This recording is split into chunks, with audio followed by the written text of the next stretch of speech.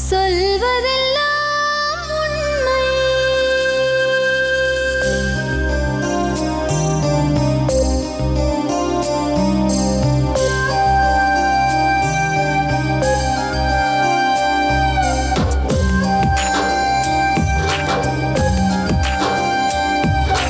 நிழலாய் வழிந்தோடும் ஒரு விழியின் கதையில் மெலிதாய் ஒரு சோகம், அதை அறிவார் எவரோ.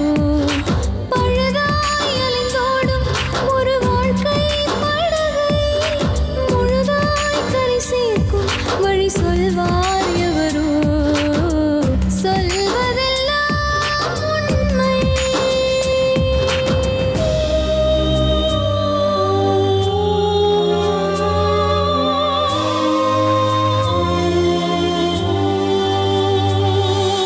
வீட்டில் 4 அறைகளா, தீவு போல் அவை இருப்பதா?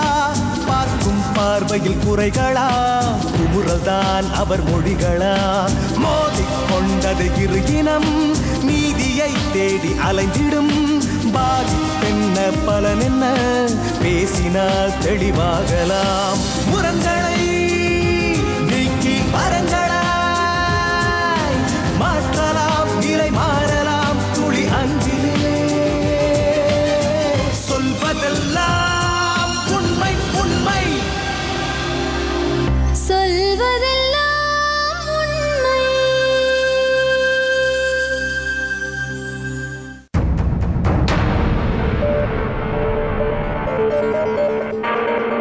உங்கள் பேர்? எம் சூர்யா. சூர்யா. சொல்லுங்க சூர்யா, என்ன பண்ணுறீங்க? இப்போ நான் ஒர்க் பண்ணுறேன் மேம். எங்கம்மா? டானிக்லாம் மேனுஃபேக்சர் பண்ணுறேன். ஸோ அந்த இடத்துல நான் ஒர்க் பண்ணுறேன். 12th முடிச்சுட்டு ஒர்க் பண்ணுறேன். சரி சொல்லுங்கம்மா, என்ன பிரச்சனை? பிரச்சனைன்னு பார்த்தோம்னா, ஸோ எஜுகேஷன் வீட்டில் கேட்டேன், ம் வேண்டான்னு சொல்லிட்டாங்க. ஏதாச்சும் ஒரு புக்கு எடுத்து படித்தாலும் எதுக்கு படிக்கிறேன்? எத்தனை பேர் இருக்கீங்க நீங்கள் வீட்டில்? கூட 5 பிறந்தவங்க? members. சரி, கூட பிறந்தவங்க எத்தனை பேர்? எனக்கு ஒரு அண்ணன், ஒரு தம்பி, ம். சித்திக்கு ஒரு பையன், ஒரு பொண்ணு. ஓ, உங்கள் அம்மா இல்லையா? அம்மா இருந்துட்டாங்க 3 yearsல, எனக்கு 3 ஏஜ் அப்போவே அம்மா இருந்துட்டாங்க. என்ன பிரச்சனை? வீட்டில் படிக்க விடுறது இல்லையா? படிக்க வர உனக்கு படிக்கணும்னு ஆசை? படிக்கணும்னு ஆசை. கொஞ்சம் விவரமாக சொல்லுமா. எதுக்கு எடுத்தாலும் சித்தி ஒரு அடிக்கடி ஒரு ஸ்லாங் வேர்ட், அதாவது ஒரு கொச்சையான பேசுகிறாங்க.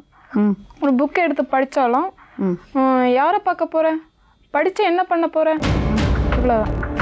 யாரை பார்க்க போகிறேன், இதுதான் அடிக்கடி யூஸ் பண்ண. புக்கு எடுத்தா எதுக்கு? யாரை பார்த்து பார்க்க யாரை போகிறேன்? படித்து என்ன பண்ண போகிறேன், இந்த ஒரு அந்த மாதிரி சொன்னாங்க. ரொம்ப ஃபீல் பண்ணி எழுதும். இது யார்கிட்ட சொல்ல முடியல.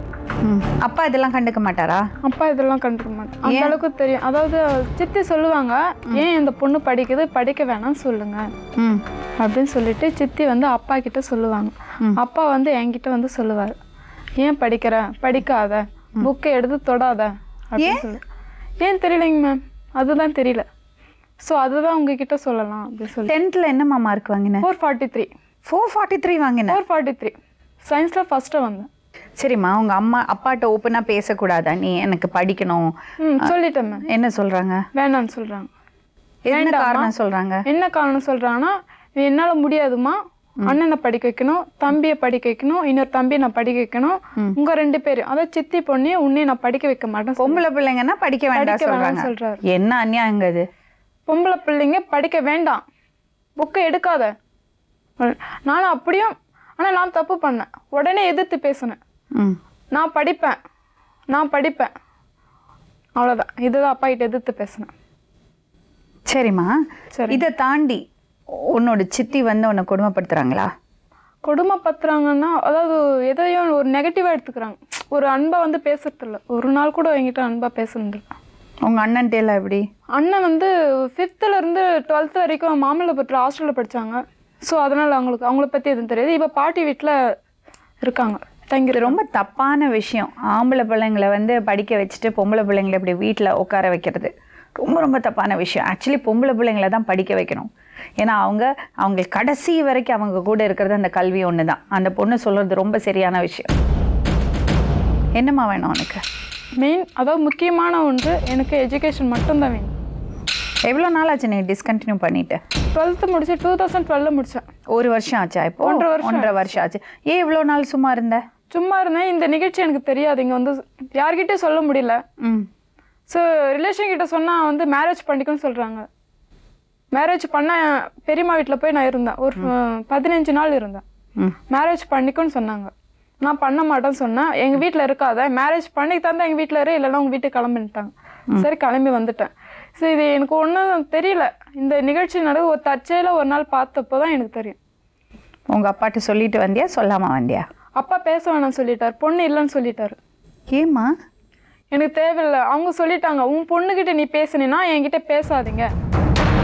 சித்தி வந்து அப்பா கிட்ட சொல்லிட்டாங்க. அப்பா என்ன வேணாம்னு சொல்லிட்டாரு. என்கிட்ட வந்து அப்பான்னு கூப்பிடாத, என் ஒய்ஃபை நீ எதுவும் சொல்லவும் கூடாது அப்படி சொல்லி. நியூ இயர் அன்னைக்கு சும்மா தனைக்கு ஏதாச்சும் ஒன்று பேசிகிட்டே இருப்பாங்க. நான் எதுவும் கண்டுக்க மாட்டேன். சரி நம்ம பேசினா அவங்களுக்கு நமக்கு ஒரு வித்தியாசம் இல்லாத போயிடும் சொல்லிட்டு நான் எதுவும் பேச மாட்டேன். சரி நியூ இயருக்கும் அன்னைக்கும் பார்த்து சும்மா திட்டிகிட்டே இருந்தாங்க. மூச்சே பாரு, இன்னைக்கு கூட வந்து நிம்மதியாக விட மாட்டீங்க அப்படின்னு சொல்லிட்டு நான் சொன்னேன். அதனால் அப்பா வந்து பொண்ணு வேணான்ட்டார். என் ஒய்ஃபை நீ எப்படி சொல்லேன் அப்படின்னு சொல்லிட்டு கேட்டார். சரின்னு சொல்லிட்டு வேணான்னு சொல்லிட்டார். நீ என் பொண்ணே இல்லை, என்னை அப்பான்னு கூப்பிடாத, இனிமேல் என்னை எதையும் கேட்காத. எதுக்கு சண்டை ஆச்சு? உண்மையை சொல்லு. உண்மையாக அதுதான். சும்மா எல்லாம் திட்ட மாட்டாங்க. என்ன பண்ண நீ? அன்னைக்கு நான் சொன்னேன், நான் திட்டினேன், நானும் தப்பு செஞ்சேன். அன்னைக்கு அவங்கள கேட்டேன், மூச்சியை பாருன்னு சொல்லி கேட்டேன். நீங்கள் சொன்னீங்க எதுக்கு? அவங்க வந்து சும்மா ஆமாம் டான்ஸ் காட்டினா. அன்னைக்கு எல்லாரும் 12 பேர் மாமல்லபுரத்துக்கு போனாங்க, ஃப்ரெண்ட்ஸுங்க வேலை செய்கிறவங்க. சரி நான் அன்னைக்கு நான் கிளம்பிட்டு போயிட்டே இருந்தேன். அப்பா வந்து சித்திக்கிட்ட பைசா கேட்டார். இந்த மாதிரி காசு கொடுத்து அனுப்பணும், கேட்குறா அப்படின்னு சொல்லிட்டு சொன்னார். அப்பா சித்திக்கிட்ட சொன்னார். அப்புறம் சித்தி நியூ இயருக்கு மாமல்லபுரம் போனீங்க? மாமல்லபுரம் நியூ இயர் மாதிரி டைம்லலாம் போகலாமா? அவ்வளோ டேஞ்சர் இல்லையா? எல்லாரும் தண்ணி அடிச்சுட்டு வர்றதுவங்க இருப்பாங்க, கூத்தடிக்கிறதுவங்க இருப்பாங்க. நீங்கள் பொம்பளை பிள்ளைங்க அப்படி போகலாமா? இல்லைங்க, 12 பேர் போனாங்க. எக்ஸ்ட்ரா வர 8 பேர் வந்தாங்க. எல்லாம் லேடிஸ் தான். ஸோ அதனால அனுப்புனாங்க. அதனால சொல்லியிருப்பாங்க உங்க அம்மா போக வேண்டான்னு. போக வேண்டாம் சொல்லலை. பைசா என்கிட்ட கேட்காதீங்க, இருந்தால் கொடுத்து அனுப்புங்கன்னு சொன்னாங்க. சரி அது அந்த ப்ராப்ளம் இல்லாத. ஆமாம் சும்மா டான்ஸ் காட்டிகிட்டே இருக்குது. இந்த மேக்கப் பண்ணுறது தான் ஒன்றும் குறைச்சலே இல்லை. டான்ஸு இது வேறு ட்ரையல்ஸ் போட்டிருந்தாங்க. வீட்டில் கிரகப்பிரவேசம் பண்ணாங்க. சும்மா மெரிச்சிட்டு வந்து உயிரை வாங்குது அப்படி சொன்னாங்க. ஸோ அதனால தான் எனக்கு கோவம் வந்துச்சு. வேற ஒன்று, நான் ஷோபா மேலே போய் உக்காந்து டிவி பார்த்தா ஷோபா எடுத்து வச்சிடுறாங்க, மேலே எடுத்து வச்சிடுறாங்க. நீ சம்பாதிக்கிறது காசு சம்பளம் யார்கிட்ட கொடுப்பேன்? அப்பா கிட்ட கொடுப்பேன். எவ்வளோ சம்பளம்மா அவனுக்கு? அதாவது 4300 ஓவர் டைம் செஞ்சுன்னா 5000 6000 வரும். அது அப்படியே கொடுத்துருவேன்? அப்படியே கொடுத்துருவேன், அப்பா கிட்ட கொடுத்துருவேன். அண்ணன்லாம் சம்பாதிக்கிறது இல்லை? அம்மா அண்ணன் வந்து இப்போ வந்து படிக்கிறாங்க. தம்பி பிகாம் ஃபர்ஸ்ட் இயர் படிக்க. அண்ணன்ட்ட சொல்லி பார்த்துருக்கியா? அப்படி அண்ணன் பேச மாட்டார். ஏன்? ஸோ அவாய்டில் தான் இருப்பேன். என்கிட்ட பேச மாட்டார், அந்த அளவுக்கு பேச மாட்டார். என்னன்னா அண்ணன் வந்து நான் போய் பேசுகிறாலும் அண்ணன் பேச மாட்டார். ஏம்மா? அவ்வளோதான். என்னன்னா நான் அவ்வளோதான், முடிஞ்சிச்சு. உங்கள் சித்தி உனக்கு சாப்பாடெல்லாம் போட்டு எல்லாம் பண்ணுவாங்களா? பண்ணுவாங்க.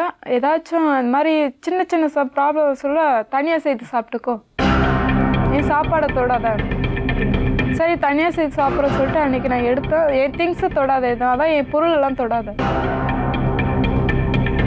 உங்ககிட்ட மட்டும்தான் அவன் சித்தி இப்படி இருக்காங்களா?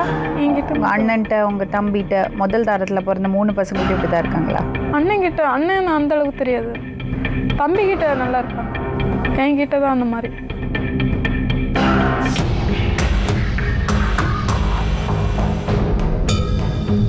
உங்கள் பேர்? குமாரி மேடம். சொல்லுங்கள் குமாரி, என்ன பிரச்சனை? எந்த பிரச்சனையும் தெரியல மேடம். காலையில் கிளம்பி வந்துட்டுருக்காங்க, எங்களுக்கு தெரியாது இங்கே வந்தது. வேலைக்கு வேறு கம்பெனிக்கு போகிறேன்ட்டு கிளம்பி வந்துட்டா. பொதுவாக வீட்டில் ஏதாவது பிரச்சனை இருக்கா? இவளோட வாக்குவாதம் நிறைய வருதா உங்களுக்கு? வாக்குவாதம்ன்றது இல்லை, இவள் படிக்கணுன்றது இவளுக்கு ஆசை. 12வது வரையும் படிக்க வச்சோம். அதுக்கு மேலே எங்களால் படிக்க வைக்க முடியல. ஆம்பளை பசங்களை படிக்க வைக்கிறோம், அவங்கள படிக்க வைக்கிறோம். அப்புறம் ஏன் இவ்வளோ படிக்க வைக்கக்கூடாது? எங்களுக்கு 5 பசங்க மேடம். சரி, அவங்கள வந்து படிக்க வைக்கிற அளவுக்கு வசதி இல்லை. அவர் கூலி வேலைக்கு போனால் தான். சரி, பொம்பளை பசங்களை தானேம்மா படிக்க வைக்கணும், நாளைக்கு அதுதானே அவளோட இருக்கும். முடியல மேடம். அது எப்படிம்மா அந்த வித்தியாசம் காமிப்பீங்க? இப்போ அது எப்படி நீங்க டிசைட் பண்றீங்க? யாரு நல்லா படிப்பா? அந்த 5 பேர்ல ரொம்ப நல்லா படிக்கிற? எல்லாமே நல்லா படிப்பாங்க மேடம். எல்லாரும் நல்லா படிப்பாங்க. படிப்பு இருக்குது, வசதி இல்லைன்னா. யாரு 10th ஹையஸ்ட் மார்க் வந்து 10th நல்ல மார்க் எடுத்தா மேடம். இவ நல்ல மார்க் எடுத்தா. அதே போல அவங்க அண்ணனும் நல்ல மார்க் எடுத்தா. 12th பைத்தியம் சொல்லி பட்டம் கட்டிட்டாங்க மேம். சும்மா படிச்சுக்கிது பைத்தியம் சொல்றாங்க மேம். ஹாஸ்பிட்டல்ல கூட்டு போனாங்க மேம். இதை கேளுங்க மேடம். இவன் என்ன செஞ்சா சும்மா 24 மணி நேரம் புக்கு வச்சு தான் படிச்சுன்னு இருப்பான். நல்ல விஷயமாச்சேம்மா. அதான் மேடம் நம்ம படிச்சுன்னு இருப்பா. அவங்க ஆயா இறந்துட்டப்போ கூட நான் பரீட்சை எழுத போகிறேன்னா ஐயோ அசிங்கமாக சொல்லுவாங்க, பரீட்சை எழுத போகக்கூடாது இப்போ படிக்க சொல்லும் அப்படின்னு சொன்னோம். ஏமா டெஸ்ட்டு மேடம், டெஸ்ட்டுக்கு. அதுக்கப்புறம் வந்து இவன் என்ன செஞ்சா அந்த பரீட்சை அந்த அவங்க ஆயா இறந்த அதிர்ச்சியில் ஸ்கூலில் போயிட்டு ஒரு மாதிரி பெண்ணாத்தல் போல் ஆகிட்டுக்கிறேன். அங்கே வந்து ஃபோன் வந்தது. ஃபோன் வந்தோடனே நான் எங்கள் அண்ணன் அப்புறம் எங்கள் மூத்தார் பையன் இட்டுன்னு போனோடனே ஒரு மாதிரியாக பெணாத்த ஆரம்பிச்சிட்டேன். ஸ்கூல்லையே பன்னூர் ஸ்கூலில் படிக்க வச்சோம் மேடம். அங்கே பெணாத்த ஆரம்பிச்சுன்னா அவங்க என்ன சொன்னாங்க, ரொம்ப யோசிச்சுருக்குறாம்மா, இவளுக்கு வந்து நீங்கள் ரெஸ்ட்டு கொடுங்க, 1 மாதம் இருக்குது, அப்போ பரீட்சை எழுத 1 மாதம் இருக்குது. அதுக்கப்புறம் இட்டுன்னு வந்து நாங்கள் அங்கேயே இட்டுன்னு வந்து ஹாஸ்பிட்டலில் காப்பி பிஸ்கெட்லாம் வாங்கி கொடுத்து டாக்டர் இட்டுன்னு போனோம். அவங்க என்ன சொன்னாங்க, நீ படிமா, ஆனால் ரொம்ப எடுத்துக்காத, இவ்வளோ இவ்வளோ இது பண்ணினாக்கா வந்து உனக்கு வந்து என் கூட நானும் இன்னொரு பொண்ணு படித்து நான் நீ டாக்டர் ஆகிட்டேன். அவள் வந்து மன ரீதியாக பாதிக்கப்பட்டுட்டா, ஓவராக படித்து அவள் மன ரீதியாக பாதிக்கப்பட்டுட்டா. அதனால வந்து நீ பேசிக்கினே எல்லோரும் கூட ஜாலியாக இருந்துக்கினே படிச்சிடலாம் படிக்கணுன்னாக்கா அப்படின்னு அந்த டாக்டர். அப்படியே மேடம், அப்படி படித்தா நான் நல்ல மார்க் எடுத்துடலாமா அப்படின்னு சொல்லிட்டு கேட்டாள். அதிலேருந்து தான் மேடம், அதிலேருந்து எதுவுமே வந்து இவள் வந்து எப்படி சின்ன வயசுல ரொம்ப அமைதியான டைப்பு. நம்மளை வந்து எதிர்த்து பேசாது, படிக்கிற விஷயத்துலேயும் நம்ம என்ன சொல்கிறோமோ அதை தான் கேட்கும். அப்படி தான் பண்ணின்னு இருந்து 10வது வரையும். அவங்க அப்பா வந்து 8வதுலேயே நிறுத்திடலாம், நம்மள வசதி இல்லைன்னாரு. சரி நாங்கள் வந்து எம்ப்ராய்டிங் பூ போடுவோம் மேடம், நாங்கள் வந்து வீட்டிலே போடுவோம். நம்ம இப்போலாம் வந்து இப்போ மிஷின் வேலை வந்துட்டதுனால எங்களால் இப்போ அந்த வேலை செய்ய முடியாது. அதுங்களாவது படித்தாக்கா ஒரு 12வது வரையும் படித்தா அதனால் ஒரு வேலைக்கு போவோன்ட்டு 10வது வரையும் படிக்கிட்டோம். நாங்கள் அப்பா திட்டா இருந்ததால் 10வது வரையும் படிக்கிட்டோம். சரி நான் நீங்கள் சொன்னீங்க சொல்லி அதுக்கப்புறம் 12வது அப்புறம் இல்லைம்மா நான் 12வது வரையும் படிச்சுட்டு நின்றுறோம்மாண்ணா. சரி 12வது வரையும் 12வது அப்புறம் மிஸ் கூப்பிட்டு இல்லைம்மா நல்ல மார்க் எடுக்கிறா, அதனால நான் 470 மார்க்கும் நான் எடுத்தா, நல்ல மார்க் எடுத்துக்கிறாம்மா படிக்க வைங்கன்னு சொன்னாங்க. சரின்னு சொல்லிட்டு படிக்க வச்சிட்டோம். சரி 12வது பரீட்சை இதை சொல்ல வந்து இவளுக்கு இது மாதிரியான பிரச்சனை வந்துச்சு. படிப்பில் இன்ட்ரெஸ்டே இல்லாமல் இவள் டிவி பார்த்து தான் பார்த்துங்கிறா. பரீட்சை 2 நாள் இருந்து டிவி பார்த்துன்னா அடி பரீட்சை 10ங்கிறேன் நான் எனக்கு படிச்சுட்டேன் நான் மொத்தையும்.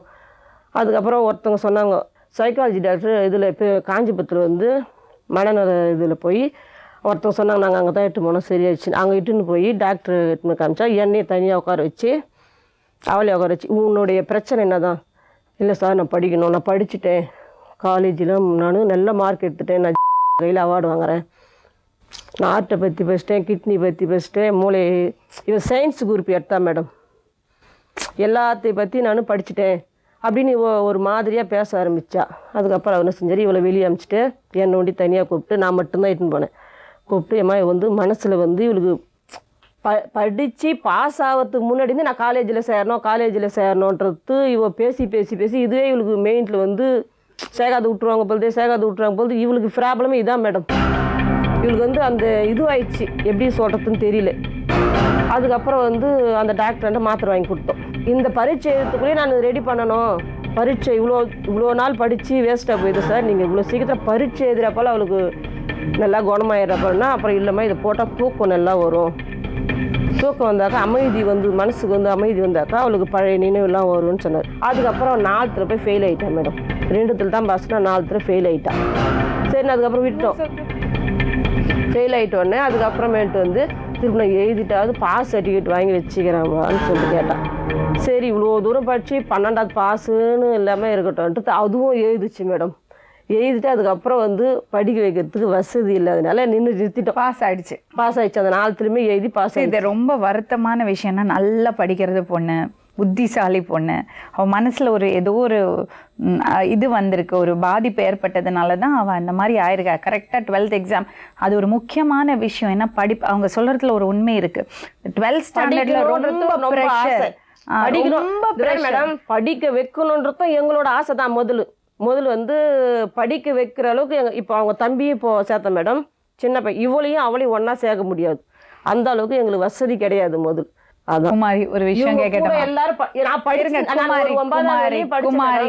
குமாரி மனசாட்சியை தொட்டு சொல்லுங்க, முதல் தாரத்தோட பசங்களை நீங்க உங்க பசங்களை மாதிரியே பாத்துக்கிறீங்களா? சத்தியமா மேடம், நான் 2 குழந்தைங்க வச்சிருக்கிறேன், அதுங்க மேல சத்தியமா சொல்றேன், அந்த அளவுக்கு பார்த்ததுனால தான் 2 குழந்தையா 5 குழந்தையா 2 குழந்தைங்க எனக்கு பிறந்ததுங்க. அதுங்க மேல சத்தியம் பண்ணி சொல்றேன், இதுங்க அந்த அளவுக்கு நான் பார்த்ததை வச்சுதான் சரி சரி இவங்களே இந்த பொண்ணை வெளியே எனக்கு சின்ன வயசுல ரொம்ப பிடிக்கும். ஏன்னாக்கா நம்ம சொல்ல மீறி எதுவுமே செய்யாது, படிக்க வைக்கணும்.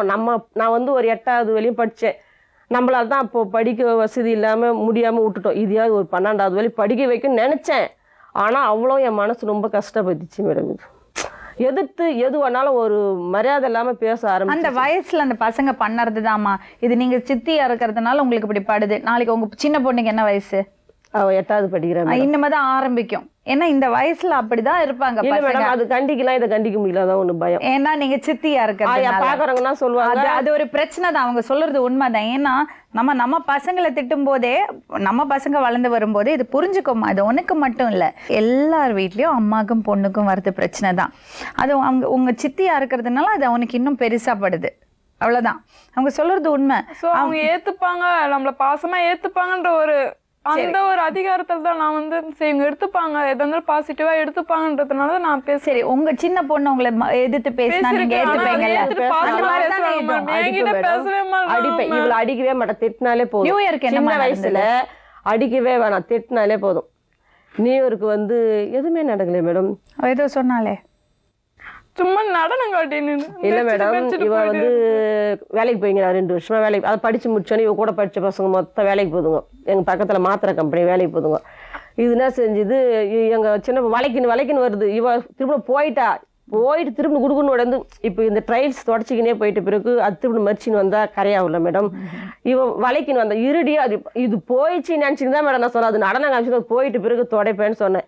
அதுக்கு சரி இப்போ அதே திட்டுறா போல் தானே மேடம் இதையும் திட்டம். இதுக்கு என்ன சொல்லணும், நீங்கள் சொல்லுங்க. கரெக்ட். என்ன சொல்லணும் சொல்லுங்க மேடம், என்ன சொல்லணும்? அவன் என்ன சொன்னான்னு கேளுங்க.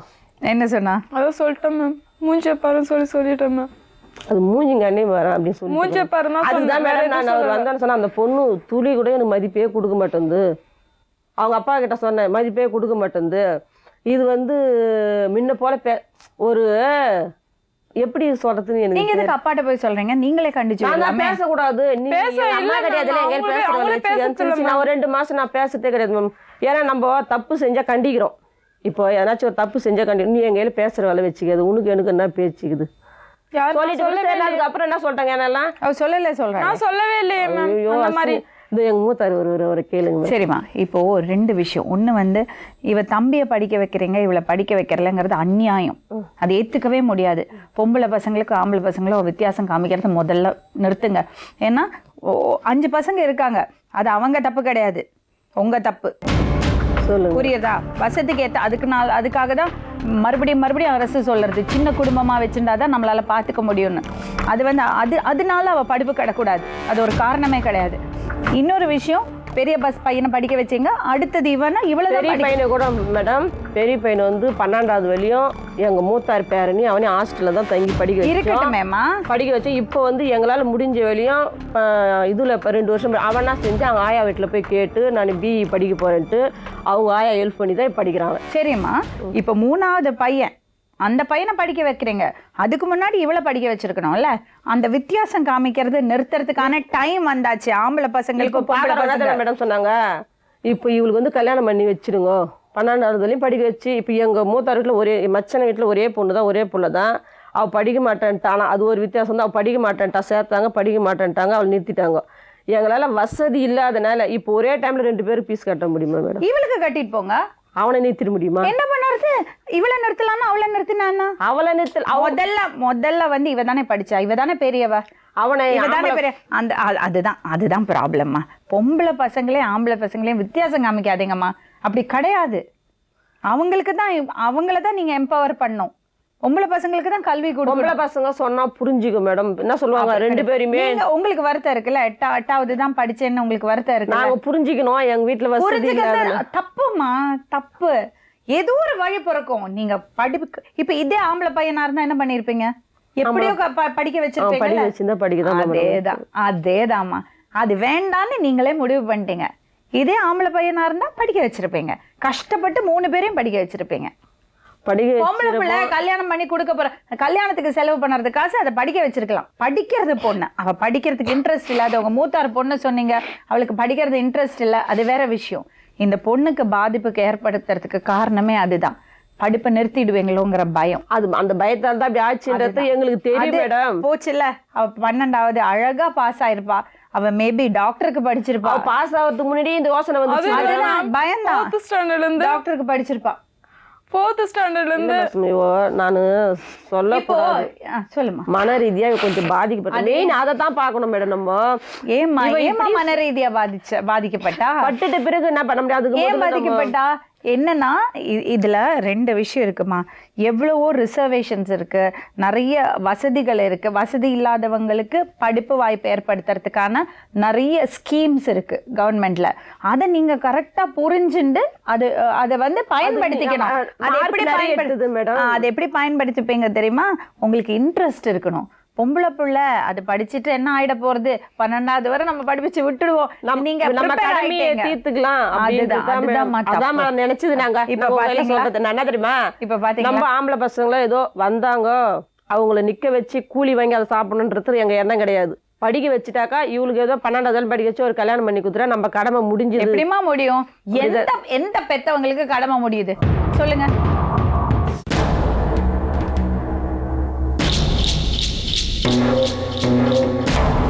இவங்க 2 பேருக்குள்ள இருக்கிறது பிரச்சனை உங்களை ரொம்ப பாதிக்குது. சுகர் பிபி எல்லாம் இருக்கு மேடம். அவருக்கு வேலைக்கும் வந்து சரி வரியா போக முடியாது. நாளைக்கு இந்த காடி எடுக்க போகிறேன் மேடம். நான் ஒரு நாளைக்கு போன மறுபடியும் எனக்கு வந்து உடம்பு தட்டாதானே இருக்கும். அதனால் வந்து பசங்கள்லாம் இருக்குதுங்க. பசங்க நான் போகலாம், இவனும் சும்மா இருப்பாங்க வீட்டில், எது வருமானம் இல்லை எனக்கு. அதனால் என்ன வச்சு இந்த பொண்ணு மட்டும் சரி வேலைக்கு போக மாட்டேன். வேலைக்கு போய் இது வந்துச்சுன்னா எதுனா ஒன்று வீட்டு செலவு அவனுக்கோசம் பண்ணேன். இது ஒழுங்காக வேலைக்கு வந்து எப்போ பார்த்தாலும் எதிர் வச்சே பேசுது.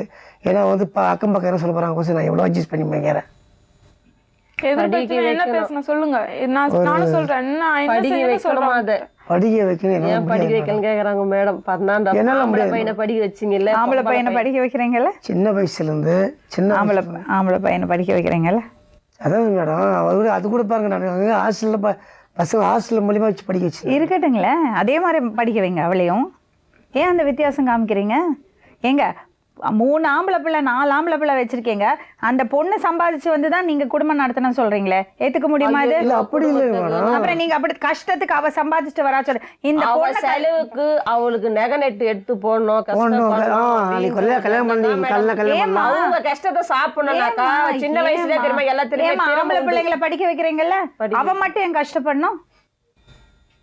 இப்ப இந்த 2 வருஷமா தான் நம்ம கஷ்டப்படும். 2 வருஷம்னா 2 வருஷமா படிக்கிறதுக்கு ஆசை இருக்கிறது பொண்ணு. படிச்சதுல இதே ஆம்பளை பையனா இருந்தா என்ன பண்ணுவீங்க? படிக்க வைப்பீங்கல்ல? ஏமா பொம்பளை பிள்ளைங்களை இப்படி படிக்க வச்சா என் குடும்பத்துக்கு நாளைக்கு இருக்கிற தங்கச்சிங்களை கஷ்டப்பட்டு பேசுறது இல்ல நீங்க? நீங்க அதுவேதான் மேடம் பேச வேணாம் சொல்லிட்டாங்க மேம். என் அப்பா ஏமா பேசுறது இல்ல உங்கள்ட்ட? எப்படி சொல்றதுன்னா என்னுடைய வார்த்தை எதுவும் மதிக்க மாட்டேன். நீ நான் சொல்றது வந்து அப்பா சொல்றது ஒரு மரியாதை கொடுக்க மாட்டேங்குது. ஒரே விஷயத்துல தான் மதிக்கல. நீ படிக்க வைக்க மாட்டேன்னு சொன்னல, நான் படிப்பேன், அதை தான் நான் அடம் பிடிச்சனே தவிர உங்ககிட்ட நான் மத்தபடி நான் எதுவுமே பேசல. வைக்க முடியாது. நீங்க பண்ணது அநியாயம் இல்லைங்களா?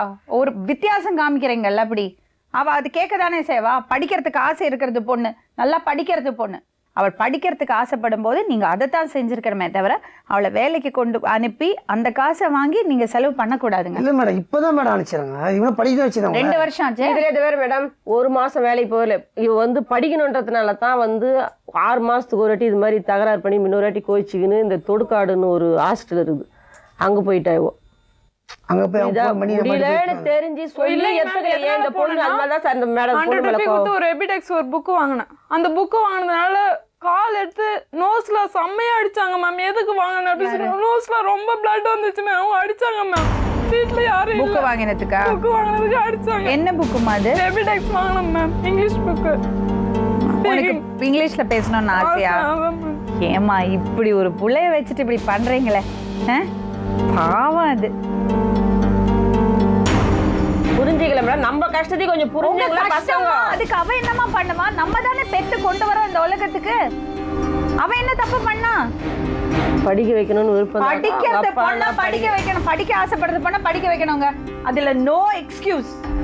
எவ்வளவோ அரசு வந்து எவ்வளவோ வந்து உதவிகள் பண்ணுறது, எவ்வளவோ பேர் இருக்காங்க உதவி பண்ணுறதுக்கு. படிக்க வைக்கணும்னு நினச்சா நிச்சயமாக முடியும். அதுதான் அவளுக்கு பிரச்சனை. போய் புக்கு வாங்கியிருக்கிறது பொண்ணை போய் அடிப்பாங்களா? புக்கு வாங்குறதுலாம் அடிக்கலாம். அவ வாங்கி வச்சுக்கிற வீட்டில் வந்து பாருங்க மேடம். எதுக்கு அடிச்சிங்க? அப்புறம் எதுக்கு நான் சொல்கிறேன் மேடம். கண்டிப்பா அடிச்சாங்க மேம். நோஸ்ல செம்ம பிளட் வந்துச்சுங்க மேம். தம்பிக்கு அவனுக்கு சண்டை வந்துதான் மேடம் அடிச்சு. இல்லையே மேம், அவங்க அடிச்சதுனால தான் உண்மையில சொல்றேன். அதுக்கு தான் மேம் தப்பு செஞ்சு அடிச்சிருக்கிறேன் இல்லைன்னு நான் சொல்ல. ஆனா வந்து புக்கு வாங்குறதுக்குலாம் நான் அடிச்சதே கிடையாது. எதுக்கு வாங்குற, செலவு பண்ற அப்படின்னு சொல்லிட்டு அடிச்சாங்க மேம். நான் முதல்ல காசே கையில் வாங்க மாட்டேன் மேடம். அவங்க அப்பா காசு நான் தான் சார் மேடம் அவங்க காசு நீங்க வாங்கினா குடும்பத்துக்கு தான் செலவு பண்றீங்க. அப்புறம் எதுக்குமா தெரியறது இல்ல? பொம்பளை பிள்ளை வீட்டுல உட்கார்ந்து அப்புறம் அவளை அனுப்பி சம்பாதிக்க இப்போ என்னங்க இது ஏத்துக்கவே முடியாதுங்க. வீட்லயே கூட இருக்கட்டும் தான் சொல்றோம். அது வேலைக்கு போய் கூட சம்பாதிச்சது வீட்டுல இருக்கட்டும். இல்லை மேடம் வேலைக்கு கூட போகல மேடம். சரி ஒண்ணு செய்யுங்க மேடம். இப்ப நாங்க செஞ்சதெல்லாம் தப்புன்னு சொல்றீங்க. நீங்க செஞ்சதெல்லாம் தப்பு சொல்ல உங்களுக்கு ஏமா அவ்வளவு ரோஷம் வருது? இல்ல மேடம், இனிமேல் அவள் பிரகாரம் இது நம்ம சைட்ல இருந்தே பாத்துட்டு இருக்கோம்.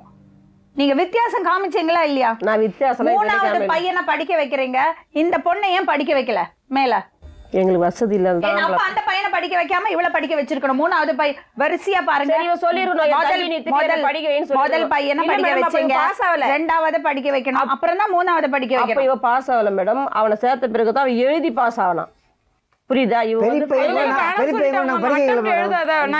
நான் உங்ககிட்ட எங்க படிக்க வைங்க சொல்லி கேட்க போறோம். சரிம்மா, இப்போ என்டையரா அவங்க மேலயும் பழி சொல்ல முடியாது. யோசிக்க குடும்ப நிலைமை சரிங்களா? 5 பசங்கள் ஆயிடுச்சு. என்ன பண்ணுவாங்க? அவங்களுக்கும் பிரச்சனை இருக்கும். இப்போ வந்து நான் வேலை செஞ்சு படிக்கிறேன் சொன்னேன் மேம். சரி, இப்போ என்னன்னா அவ வேலைக்கு போறா, அவ சம்பாதிக்கிறா. அதுல இருந்து ஒரு காசு நீங்க வாங்க கூடாது. அவளுக்கு மிச்சம் வந்து அவ படிக்கிறதுக்கு ஃபீஸ் கட்டுறதுக்கு மிச்சம் வந்து மிச்ச காசு இருந்தா உங்களுக்கு கொடுப்பாங்க. எங்களுக்கு தரவே வேணாம் மேடம். அதுல இருந்து நீங்க அட்ஜஸ்ட் பண்ணி எடுத்துங்க. ஆனா உனக்கு கரஸ்பாண்டன்ஸ்ல படிக்கலாமேமா. கரஸ்பாண்டன்ஸ்ல படிச்சு உனக்கு ஒரு டிகிரி வந்ததுக்கு அப்புறம் உனக்கு வசதி வரும்ல, உனக்கு சம்பாதிச்சு கொஞ்சம் சேர்த்து வச்சுக்கோ. அதுக்கப்புறம் இப்போ போஸ்ட் கிராஜுவேஷன் பண்ணணும்னா நீ காலேஜுக்கு போகலாம். என்னமா தப்பு இருக்கு? படிக்கிறது பசங்க காலேஜ்ல போகணும், காலேஜ் லைஃப் வேணும்னு ஆசைப்படுறதுல என்னமா தப்பு இருக்கு? இல்ல மேடம், வசதி இல்லாதனால தான் நாங்க வேணாம் சொன்னோம். அது வந்து செய்யணும். படிக்க ஆசைப்படுறது பொண்ணு வீட்டுல வசதி இல்லைங்கிறதுக்காக அவள்கிட்ட அந்த உரிமையை பறிக்கப்படுறதுன்னா நம்ம எல்லாம் வெக்கப்படணும் மேடம். இப்போ மாசம் எனக்கு ஹாஸ்பிட்டல் செலவு ரொம்ப கஷ்டப்படுறது. மாத்திரை சாப்பிடுறது கஷ்டம் யாருக்குங்க இல்ல? எல்லாருக்கும் எப்படியும் ஒருவேளை சாப்பிடலாம், ஒருவேளை கூட சாப்பிடலாமா? ஆனா பொண்ணு படிக்கணும். குழந்தைங்க எல்லாம் பட்டினியா இருக்க முடியுமா ஒரு வேலை சாப்பிடாம? இப்போ கைனி வேலை இப்போ நீங்க சொன்னீங்க ஒரு வேலை நான் ஒரே ஒரு பொண்ணு வச்சிருந்தேன்னா அதை நான் நல்லா படிப்பு கூலி வேலை கூட படிக்க வைக்கணும்னு ஆசை இருக்குது, இல்லைன்னு சொல்லல. இப்போ நம்ம தான் பட்டினியா படுத்துப்போம், குழந்தைங்க இருக்கிற குழந்தைங்களாம் பட்டினியா படுத்துக்குவோம் மேடம். ஒரு வேலை சாப்பிட முடியுமா சொல்லுங்க. இப்ப விக்கிற விலைவாசிக்கு இவரு இன்னைக்கு போல போனா 300 ரூபாய் கூலி. காரணம் என்னம்மா யோசிச்சு பாத்தியா? நம்ம எனக்கு தெரியுது மேடம். அது வந்து இப்போ அதை பத்தி நம்ம பேச வேணாம், என்ன சொல்லி பிரயோஜனம் இல்லை. இப்ப நான் கேட்கறது, சப்போஸ் அவளுக்கு உதவி வந்ததே வச்சுங்க, அவளுக்கு படிக்கிறதுக்கான உதவி வந்தது, நாங்க தடை சொல்ல மேடம். நிச்சயமா. அப்புறம் இன்னொரு முக்கியமான விஷயம், அந்த பொண்ணை திட்டக்கூடாது. எனக்கு உங்க பிரச்சனை புரியுறது. நானும் அம்மா தான். சொல்லுங்க. இந்த வயசுல பசங்க எப்படி இருப்பாங்கன்னு எனக்கு நல்லா தெரியும். நம்ம ஒண்ணு சொன்னா 4 திருப்பி பேசுங்க. நமக்கு பொறுமை இருக்காது, ஏன்னா நமக்கு வயசாயிட்டு இருக்கு. நம்ம வந்து நமக்கு கோபம் வரும். ஆனா அவங்க சைட்ல இருந்து நம்ம யோசிக்கிறோம். அவங்க இப்பதான் வாழ்க்கை ஆரம்பிக்கிறாங்க. நமக்கு தெரியற விஷயங்களா அவங்களுக்கு தெரியணும்னு இல்லை. நமக்கு தான் பொறுமையா இருக்கணும். ஏன்னா நம்ம தான் அவங்கள இந்த உலகத்துக்கு கொண்டு வந்திருக்கோம். அவங்களுக்கு நல்லது கெட்டது சொல்லி கொடுத்து அவங்கள நல்ல வழி காமிச்சு வளர்த்துறது வந்து நம்ம பொறுப்பு. இப்போ அவளுக்கு வயசு என்ன மேடம்? எவ்வளோமா வயசு? 19. படிப்பு முடியுது எத்தனை வருஷம் மேடம்? சொல்ல முடியாது. அவள் எவ்வளோ படிக்கிறாளோ படிக்கட்டும். ஏன் கல்யாணம் பண்ணமா? அதுக்கு தான் யோசனை பண்றேன். இப்போ நம்ம கூட பாரு, உங்க அம்மா ரொம்ப பொறுப்பான அம்மா. அவங்க யோசிக்கிறதுலையும் கரெக்ட் ஒரு விஷயம் இருக்கு. என்னன்னா, ஒரு வயசுக்கு முன்னாடி கல்யாணம் பண்ணி லைஃப்ல செட்டில் ஆகணும்னு அவங்க ஆசைப்படுறதுல தப்பு இல்லை. ஏன்னா சேஃப்டி இருக்குல்ல. எவ்வளோ பொண்ணுங்களை பார்க்குறோம், வெளியே போறாங்க, ஏதாவது ஒண்ணுல போய் மாட்டிக்கிறாங்க, அப்புறம் வாழ்க்கையை தொலைச்சிடுறாங்க. அப்படியெல்லாம் ஆயிடக்கூடாதுன்னு அவங்களுக்கு கவலை இருக்கும்ல. அவங்களுக்கு இன்னும் ஜாஸ்தி கவலை இருக்கும். ஏன்னா அவனுக்கு சித்தி பாத்தியா எப்படி வளர்த்து விட்டா சொல்லுவாங்க, பார்க்காம விட்டுட்டா பொண்ணா சொல்லுவாங்க. ஏமா அப்படி முறைக்கிறீங்க குமாரிய? இல்ல குமாரி சொல்றேன், இவங்க இப்படி இருந்து இப்படி முறைக்கிறீங்களே, பண்ணாதீங்க குமாரி அப்படி. பாக்குறேன் எப்படி ஏன் அப்படி முறைக்கிறீங்க? முறைக்கல மேடம். புரியுது மேடம், சின்ன வயசுல இருந்து காப்பாற்றி காப்பாத்துறது உங்களோட அவங்களோட பொறுப்புங்க. கடமை காப்பாத்தி இவ்வளவு சொல்றீங்க. அசிங்க பத்து வச்சு சேர்ந்தா ஒரு ஏங்க வருத்தம். பெத்தவங்களோட பொறுப்புங்க பசங்களை காப்பாத்துறது. நான் காப்பாத்தினேன்னா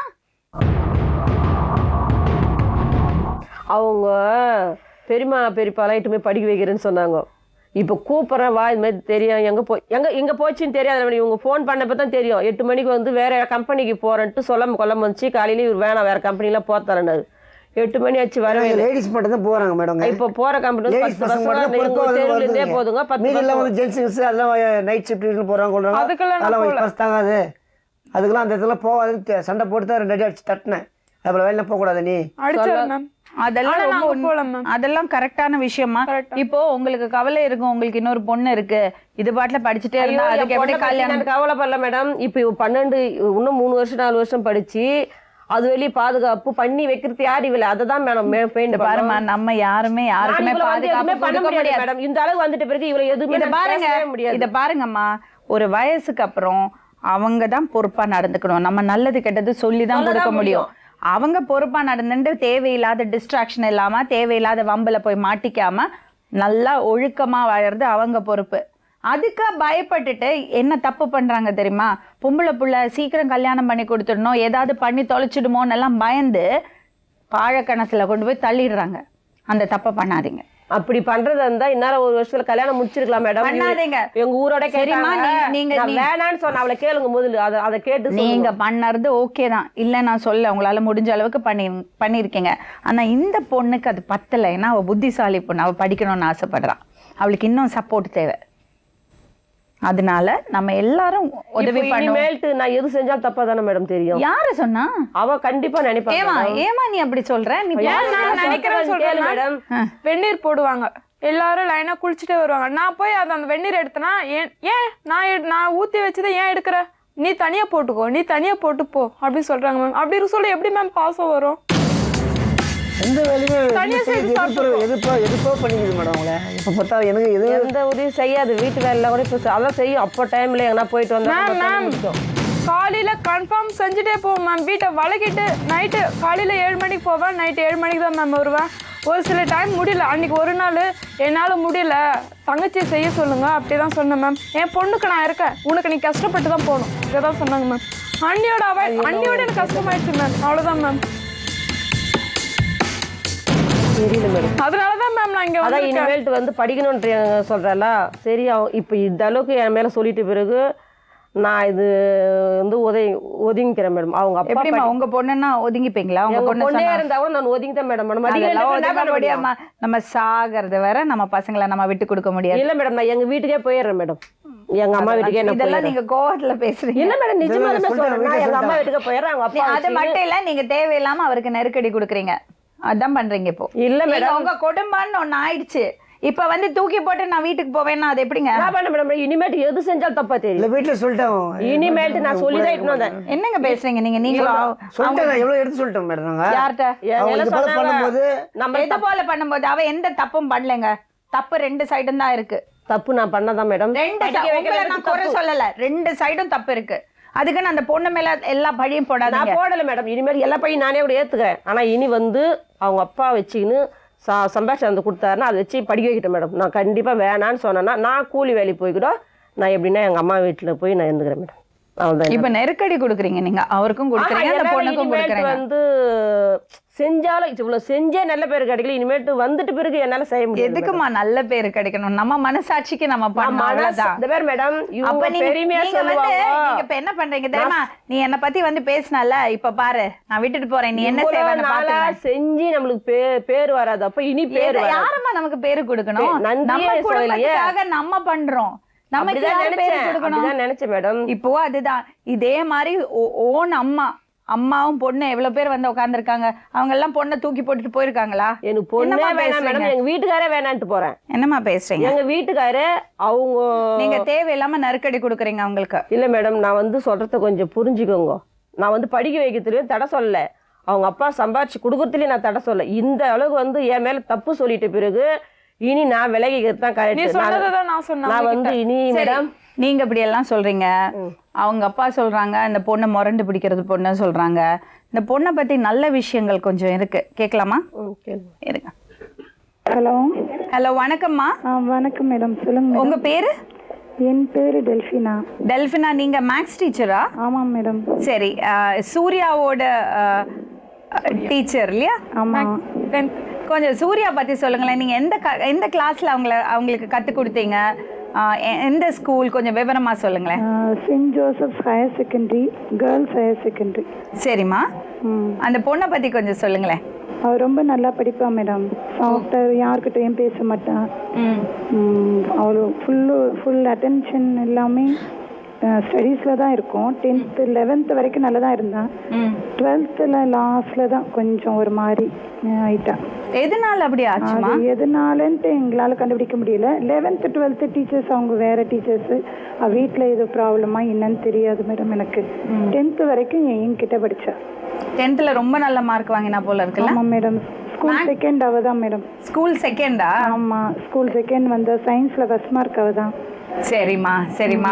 மற்றபடி ஸ்கூல்ல எல்லாம் ரொம்ப அமைதியாக இருப்பான் மேடம். யாரு கூடயும் பேச மாட்டான், அரட்டடிக்க மாட்டான். அவ உண்டு, அவ வேலை உண்டுன்னு இருப்பான். ரொம்ப நல்ல பொண்ணு. குடும்பத்தை பத்தி ஏதாவது உங்கள்கிட்ட பேசியிருக்காளா? இல்லை மேடம். 10th வரைக்கும் அவ ரொம்ப போல்டாக இருப்பான். 11th 12th தான் கொஞ்சம் அது மாதிரி ஆயிட்டான், டவுன் ஆயிட்டா. ஆமாம். சரிம்மா, ரொம்ப நன்றிம்மா. Thank you madam. இது என்ன தெரியுமாம்மா, அவளுக்கு வந்து படிக்கணும்னு ஆசை ரொம்ப இருந்திருக்கு.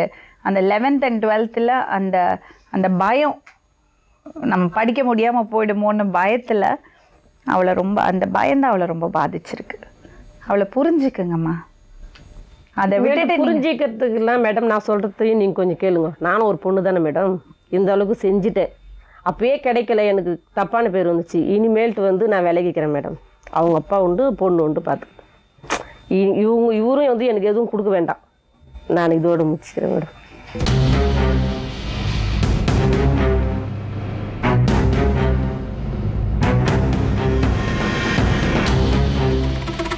என்னங்க இது ஒன்றும் புரியல எனக்கு வந்து படிக்கிற நீ வந்து எனக்கு படித்ததெல்லாம் படித்தா உனக்கு நம்ம செலவு பண்ணுறதுக்கு வழி இல்லை. நம்ம கிட்ட வழி இல்லை. என்ன செலவு பண்ண போகிறீங்க? கல்யாணத்துக்கா, திருமணத்துக்கா? திருமணம் கூடமா.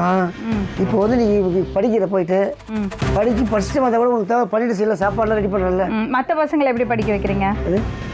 இல்லை மேடம், அதான் கவர்மெண்ட்டில் சின்ன சின்ன பசங்க படிக்க அதே மாதிரி கவர்மெண்ட்டில் படிக்க வச்சுட்டு போங்க. இந்த பாருங்க, ஒரு விஷயம், இந்த காலத்தில் பசங்க பார்த்துக்கிறாங்களோ இல்லையோ, பொண்ணுங்க நிச்சயமாக காப்பாற்றுவாங்க பெற்றவங்களை. இந்த பொண்ணு உங்களை கண்டிப்பாக பார்க்கும். நான் இப்போ சொல்கிறேங்க, அந்த பொண்ணு அவ்வளோ நல்ல பொண்ணு. படிக்கிறதுக்கு ஆசைப்படுறா. அவள் என்ன கேட்குறா? தப்பான விஷயத்துக்கு ஆசைப்படுறா, படிப்புக்கு ஆசைப்படுறா. அது உங்கள் பொறுப்பு. அப்பா பக்கத்தில் போய் உட்காருமா. படிக்கட்டுமா? அப்பா பக்கத்துல படிக்கிட்டு மன்னிப்பு கேளு. நீ தப்பா பேசுறேன்னு உங்க அப்பாட்ட மன்னிப்பு கேளு. சாரி. பக்கத்துல உட்காரு. நான் வந்து பக்கத்துல என்னால இதுவும் சொல்ல முடியல. நீ பேசுமா, அப்பாட்ட பேசு. சாரி பேசுங்க. நான் எதுவும் இப்படி முகத்தை திருப்பிக்காதீங்க. அம்மா இல்லாத பொண்ணு இப்படி பண்ணலாமா நீங்க? இந்த ஆளுக்கெல்லாம் நான் வளர்த்துட்டு கட்சியில் வளர்த்துட்டுன்னா நம்ம பொறுப்புங்க வளர்க்கறது. சும்மா வளர்த்துட்டு சொல்லிட்டு பெத்தவங்க பொறுப்பு அது பிள்ளைங்களை பாத்துக்கிறது. ஏன்னா பார்த்து மேரேஜ் மேடம். கடவுளே, என்னங்க பொறுப்பு தள்ள பாக்குறீங்களா? முடியாதுங்க. நம்ம ஒரு வாட்டி பெத்துட்டோம்னா கடைசி வரைக்கும் அந்த பசங்களை நம்ம கட் பண்ணி விட முடியாது. கரெக்டு தான். முடியாம படிக்க வைக்க முடியாது சொல்லக்கூட்டா. இத பாருங்க, பொருளாதார ரீதியான உதவிகள் உங்களுக்கு கிடைக்கும், நிச்சயமா கிடைக்கும். அந்த பொண்ணுக்கு அந்த மாரல் சப்போர்ட் கொடுங்க, தைரியத்தை கொடுங்க. பொம்பளை பசங்களை தைரியமா வளர்த்துங்க. அவங்கள அடிச்சு அமர்த்தாதீங்க. நீங்க எங்களுக்கு பாரம், உங்களை தள்ளி விடணும், நீங்க ஏதாவது ஒருத்தன்ட்ட ஒப்படைக்கணும், இந்த மாதிரி பார்க்காதீங்க பொம்பளை பிள்ளைங்களை. இப்ப பாருங்க, பண உதவி கிடைச்சதுன்னா இந்த பொண்ணை படிக்க வைக்கிறீங்களா? படிக்க வைக்கிறேன். அப்புறம் அவளுக்கு தொல்லை கொடுக்க கூடாது. நான் எதுவும் தொல்லை கொடுக்கலாமா? அது படிக்கணும்.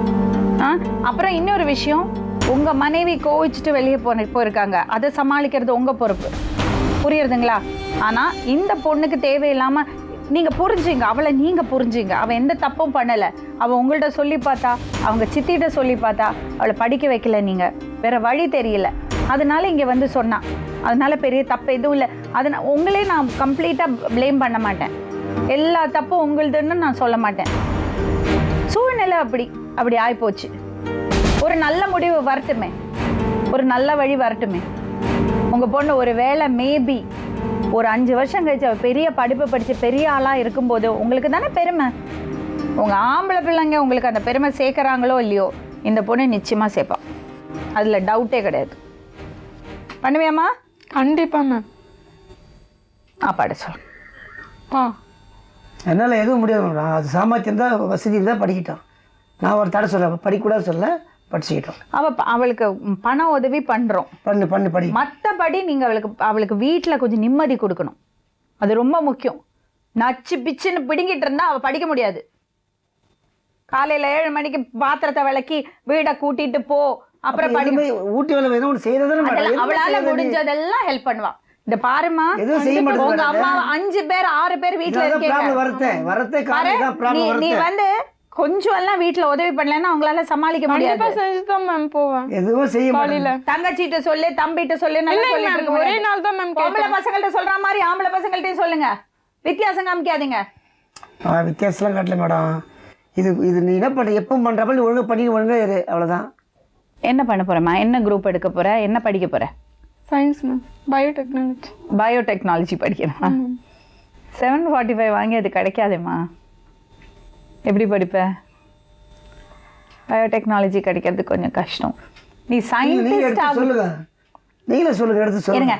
சயின்டிஸ்ட் ஆகணும்னு தானே உனக்கு ஆசை? இன்ஜினியரிங் போக வேண்டாம். பயோடெக்னாலஜி இன்ஜினியரிங் போகாம பிஎஸ்சி பயோடெக்னாலஜி அந்த மாதிரி ஏதாவது இருக்கா பார்ப்போம். சரிங்க. பார்த்தா பிஎஸ்சி பயோடெக்னாலஜி இருக்கா பார்ப்போம். நாங்களும் விசாரிக்கிறோம். பட் ஒரு விஷயம் சொல்றேம்மா, இது நீ இன்ட்ரெஸ்ட் எடுத்து பண்ணணும். நீ இன்ட்ரெஸ்ட் எடுத்து எந்த கோர்ஸ், எந்த காலேஜ், கரஸ்பாண்டன்ஸ் பண்ணலாமா, எவ்வளோ ஃபீஸ், அந்த ரிசர்ச் ஒர்க் எல்லாம் நீ பண்ணணும். உனக்காக நாங்கள் பண்ண மாட்டோம். ஆனால் உனக்கு எங்கே கைடன்ஸ் வேணும், எங்கே வந்து அட்வைஸ் வேணும், உனக்கு என்ன ஹெல்ப் வேணும், நாங்கள் சேரோம். சரிங்க. ஆனால் இனிஷியேட்டிவ் நீ தான் எடுத்துக்கணும். ஏன்னா இது உன் வாழ்க்கை, நீ தான் பொறுப்பு எடுத்துக்கணும். சரிங்க. உனக்கு வேற உங்க அப்பா வந்து மாரல் சப்போர்ட் கொடுப்பாரு நிச்சயமா. வீட்டுல சமாளிச்சுங்க. இந்த பொண்ணுக்கு தேவையில்லாம தொல்லை இருக்கக்கூடாது, வீட்டுல நிம்மதியா இருக்கணும். அதே மாதிரி உங்ககிட்டயும் நான் சொல்றேன், உன்னால முடிஞ்ச அளவுக்கு வீட்டுல ஹெல்ப் பண்ணும். அவங்களும் வீட்டுல இருந்து இப்படி ஒழிச்சு போட்டுட்டே இருக்க முடியாது. தேஞ்சு போயிடுவாங்க. காலையில செஞ்சுட்டு உன்னால முடியறது வேலை நீ பண்ண முடியலையா? அம்மா என்னால இன்னைக்கு பண்ண முடியல, நீங்க பண்ணீங்க சொல்லி போங்க. அவர் ஹெல்ப் பண்ணுவாரு. உங்க அண்ணன் ஹெல்ப் பண்ணட்டும், தம்பிங்க பண்ணட்டும், தங்கச்சி பண்ணட்டும், எல்லாரும் பண்ணுங்க. நீ ரிசர்ச் பண்ணிட்டு என்ன பண்ணணும், எந்த காலேஜ், எவ்வளோ ஃபீஸ் எல்லாம் பண்ணியானா அதுக்கான உதவி நிச்சயமா பண்றோம். சரியா? நேர்களே, ஒரு படிக்க ஆசைப்படுறது பொண்ணு வந்து வசதி இல்லைங்கிறதுக்காக படிக்காம இருக்கக்கூடாது, அப்படி விட்டுடக்கூடாது. நம்ம நிச்சயமா நீங்க முன் வருவீங்கன்னு எனக்கு நம்பிக்கை இருக்கு. நம்மளால முடிஞ்ச உதவியை நிச்சயமா நம்ம அந்த பொண்ணுக்கு பண்ணோம். மிஸ்டர் மனோகரன், அவளுக்கு மாரல் சப்போர்ட் கொடுங்க. நீங்க பணத்தால உதவி பண்ண வேண்டாம் படிப்புக்கு, ஆனா அவளுக்கு அதுக்கான ஒரு நல்ல சூழ்நிலையை வீட்டில் உருவாக்கி கொடுங்க. அந்த பொறுப்பு நீங்க எடுத்துக்கணும். சரிங்களா? சரி. நாளை மறுபடியும் இன்னொரு உண்மை சம்பவத்துடன் உங்களை சந்திக்கும் வரை நன்றி, வணக்கம். சொல்வதெல்லாம்